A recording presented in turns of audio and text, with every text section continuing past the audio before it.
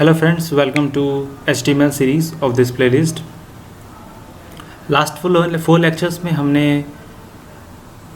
HTML elements तक discussion पूरा कर लिया था कि HTML एलिमेंट्स क्या होते हैं, नेस्टेड एलिमेंट्स क्या होते हैं, एम्प्टी एलिमेंट्स क्या होते हैं और हमें कोई भी टैग को स्किप नहीं करना चाहिए क्लोजिंग करने से। और साथ ही साथ जो प्रॉपर्टीज़ हमने बताए थे आपको कि ये केस सेंसिटिव नहीं होता है, ठीक है।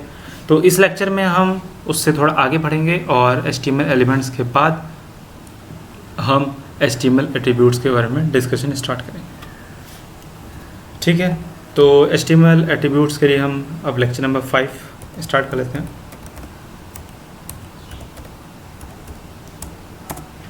ठीक है। तो लेक्चर नंबर 5 में हमने क्या देखेंगे कि एट्रीब्यूट्स क्या होता है, ठीक है। HTML एट्रीब्यूट्स, देखिए HTML एट्रीब्यूट्स क्या होता है कि अगर हम कोई भी टैग यूज़ कर रहे हैं, सपोज हमने P टैग यूज़ किया, हमने H1 टैग यूज़ किया, हमने सेंटर टैग यूज़ किया, हमने div टैग यूज़ किया, तो उसमें हम एक एट्रीब्यूट देते हैं साथ में। ज़रूरी नहीं है बट एट्रीब्यूट हम अगर ज़रूरत पड़ती है, अक्सर ज़रूरत पड़ती है, हम उस पर एट्रीब्यूट देते हैं। तो एट्रीब्यूट का काम क्या होता है? एट्रीब्यूट प्रोवाइड्स एडिशनल इन्फॉर्मेशन, ठीक है। अगर हम चाहते हैं हम कुछ उसके साथ एडिशनल प्रॉपर्टी ऐड करें तो हमें एट्रीब्यूट्स की ज़रूरत पड़ती है। सपोज हमने P टैग लिखा, P और इसमें हमने लिखा हाइट, ठीक है। तो हाइट क्या है? हाइट एट्रीब्यूट है, इसकी कुछ वैल्यू होगी 100, ठीक है। हमने फिर क्लोज कर दिया। एट्रीब्यूट्स और भी हो सकते हैं साथ में, हम चाहें भाई हम विड्थ भी दे दें, ठीक है। विड्थ 50 कर दीजिए। तो ये क्या हुआ? विड्थ यहाँ पे एट्रीब्यूट है और 50 इसकी वैल्यू, ठीक है।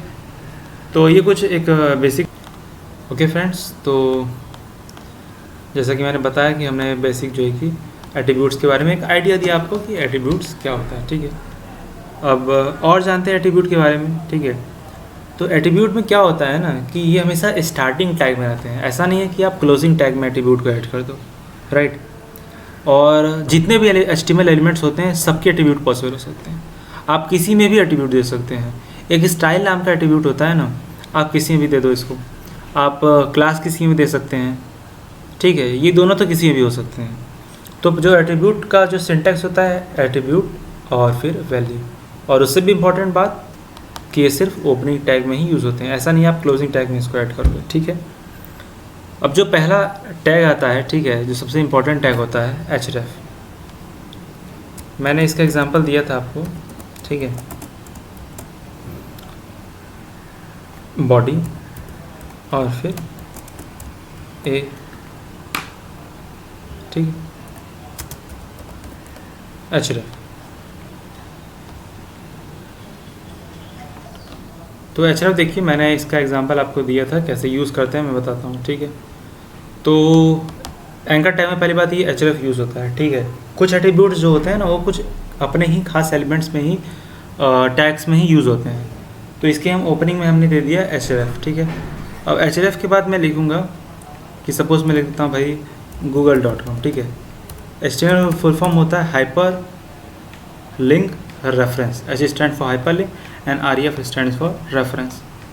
तो इसको हम क्लोज करते हैं और इसमें मैं कुछ भी लिख देता हूँ, हेलो एवरीबॉडी, ठीक है। तो ये हो गया href। अब इसके बाद एक और एट्रीब्यूट आता है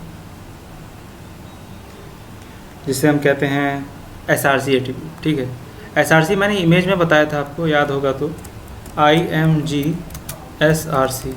तो ये इमेज का सोर्स देने का काम करता है, ठीक है। src मतलब होता है सोर्स।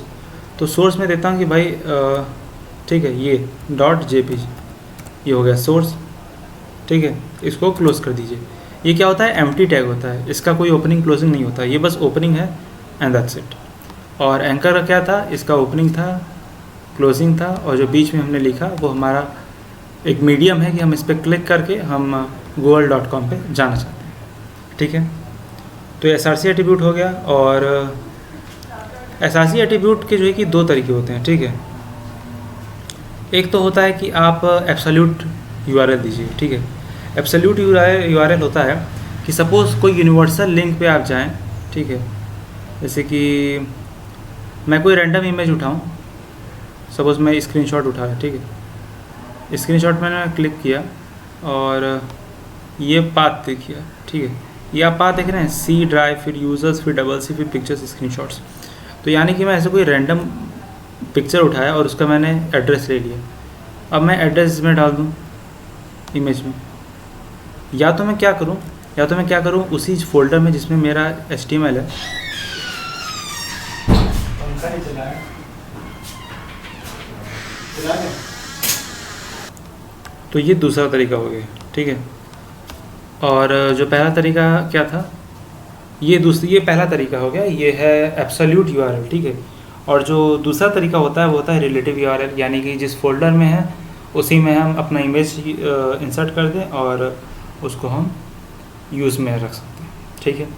और एट्रीब्यूट्स क्या होते हैं, हाइट विड्थ एट्रीब्यूट्स होते हैं। हाइट विड्थ यानी कि मैं चाहता हूँ कि मैं हाइट विड्थ भी सेट करना चाहता हूँ, चाहे वो इमेज हो चाहे कोई भी एलिमेंट हो, हाइट विड्थ तो किसी में भी यूज़ कर सकते हैं।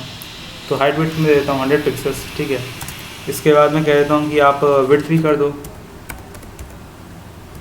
ठीक है, विड्थ भी आप 200 पिक्सल्स कर दो। तो ये चीज़ हो गई। अब इस लेक्चर में हम फिलहाल इतना ही बात करते हैं, और जो एट्रीब्यूट्स होते हैं वो हम नेक्स्ट लेक्चर में खोल देंगे। So that's all about this video, thank you so much for like it.